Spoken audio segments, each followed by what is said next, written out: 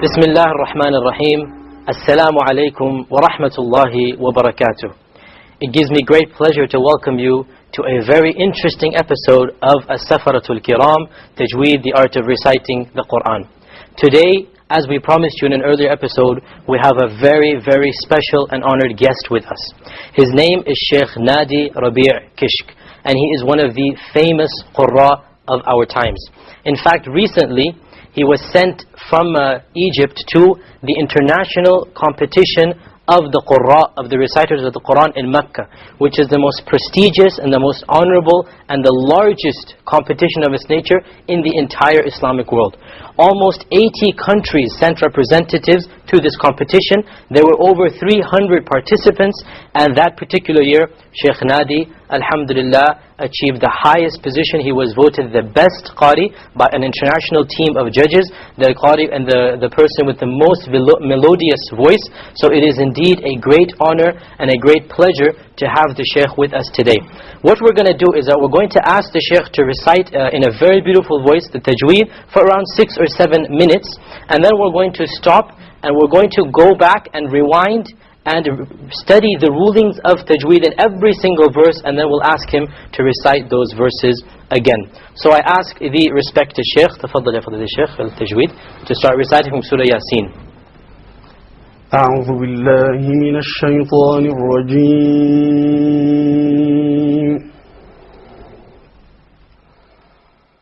بسم الله الرحمن الرحيم.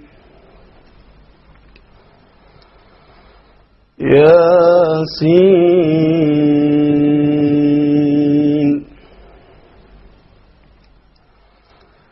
والقرآن الحكيم إنك لمن المرسلين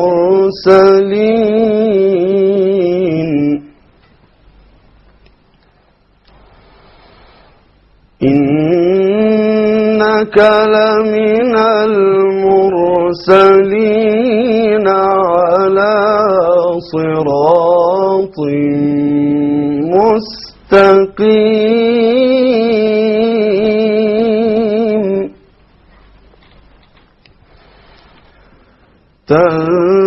تنزيل العزيز الرحيم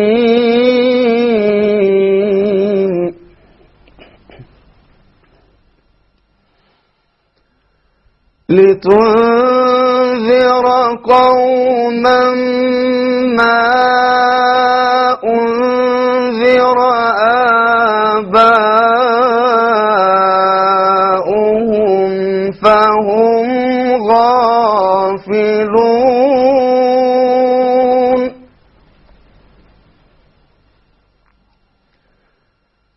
لقد حق القول على أكثرهم فهم لا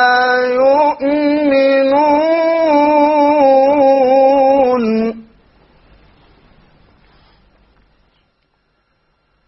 إنا جعلنا في أعناقهم أغلالا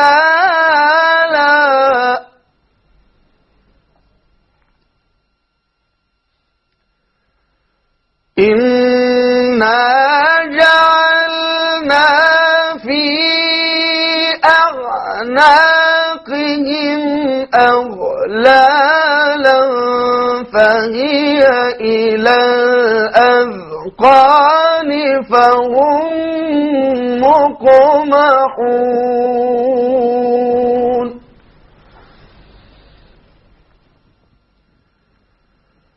وجعلنا من بين أيديهم سدا ومن خلفهم سدا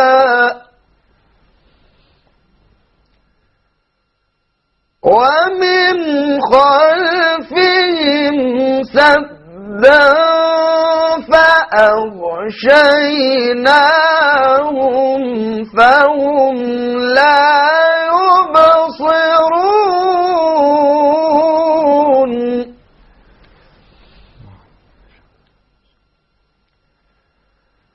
وسواء عليهم أأنذرتهم أم لم تنذرهم لا يؤمنون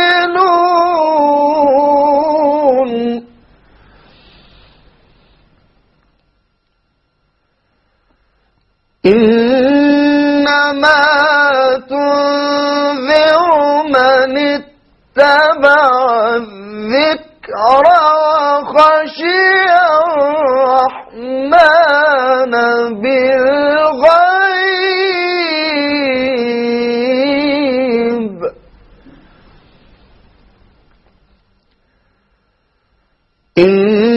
إنما تنذر من اتبع الذكر وخشي الرحمن بالغيب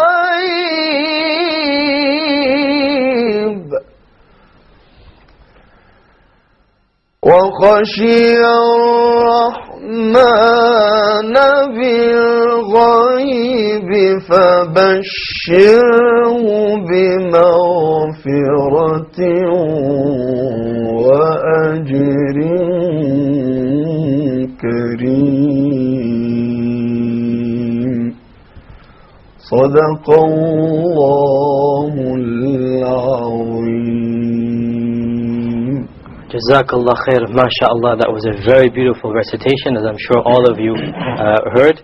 And now what we want to do is we want to go back to the beginning of the surah, Surah Yasin, and we'll try to analyze the rules of Tajweed and then ask him to recite it verse by verse. So we'll analyze each rule, see what rules there are, and then we'll see him implement those very rules. Obviously we start off with the Yasin itself. Remember we covered this rule in the med. How long will the Ya be put long? The harakas? 2 harakas, okay? And the Sin, how long will that be? 6. 2 or 4 or 6. No, this is a mistake.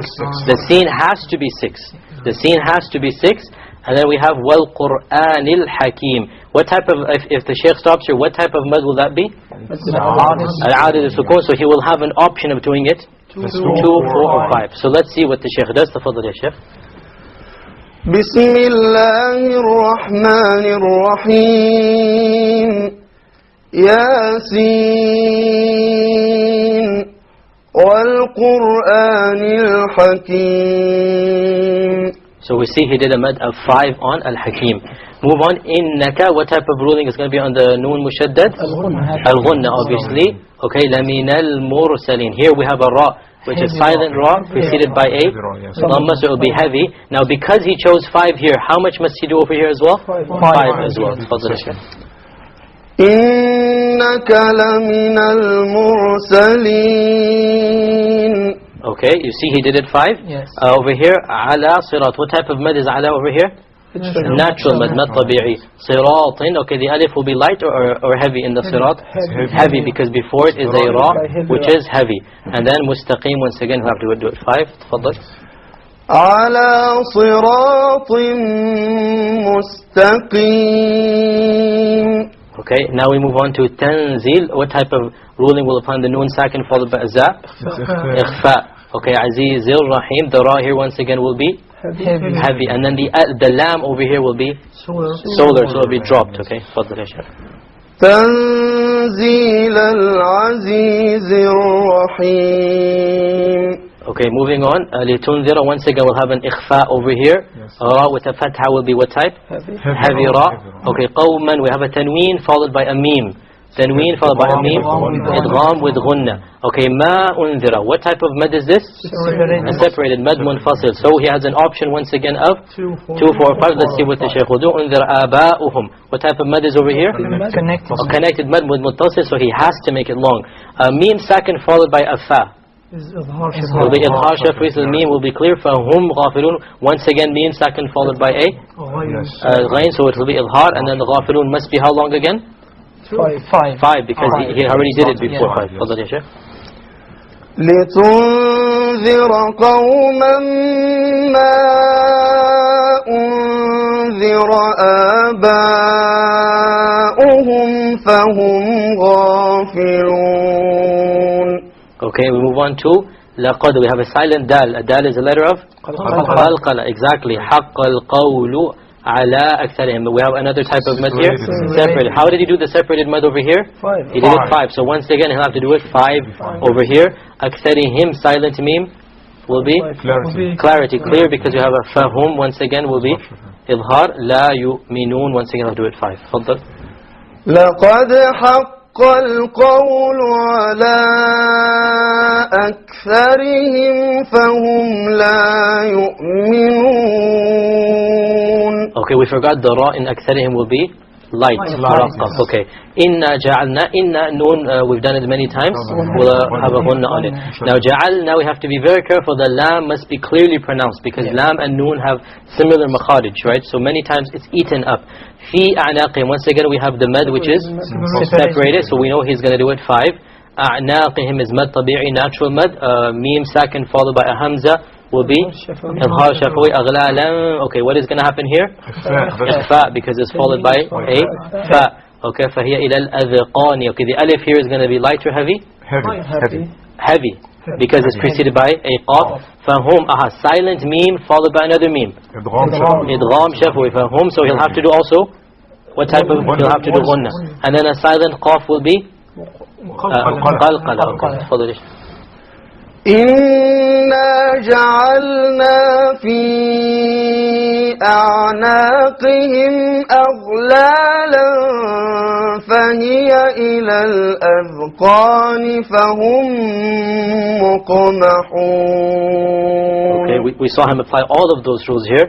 Okay, وَجَعَلْنَا مِن بَيْنِ. We have a noon sakin followed by a ba.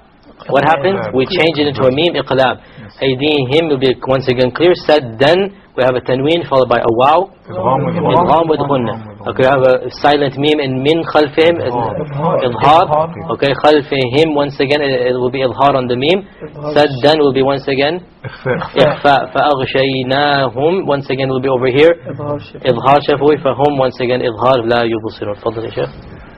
وجعلنا من بين أيديهم سدا ومن خلفهم سدا فأغشيناهم فهم لا يبصرون. Okay, we forgot the qalqala to point out the yubsurun and qalqala. Okay. وَسَوَاءٌ عَلَيْهِمْ. What type of mad is here? Connected. So he has to make it long. Okay. عَلَيْهِمْ أَأَنذَرْ. See, now careful, this is very difficult to pronounce. 2 hamzas so close to one another. Notice how he will do it with crisp, clear 2 hamzas. أَنذَرْتَ. What will happen over here? Ikhfa, because it's followed by a dha. Okay, here's a silent ra preceded by a fatha. Heavy. It will be anzar, it will be heavy. Lam, both of these memes will be pronounced clearly. Idhar. Tunzir, what will happen here? Ikhfa, because it's followed by a dhal. Here is a silent ra preceded by a kasra, so light. So notice now how the shaykh will change between dhar with a heavy ra and dhir with a light ra. Pay attention to his ras. The la yu'minun, once again he'll have a mad over here which is out of the sukun, which is 5 for him. Fadal. وسواء عليهم أأنذرتهم أم لم تنذرهم لا يؤمنون. Okay, so this clearly, notice how he said the أأنذرت, the very crisp 2 hamzas over here. Well, unfortunately, we are at the conclusion of today's episode, but the good news is, inshallah, next episode will also have the Shaykh with us, and he'll continue in this recitation. I know you're going to tune in for next time. Until then, Assalamu alaikum wa rahmatullahi wa barakatuh.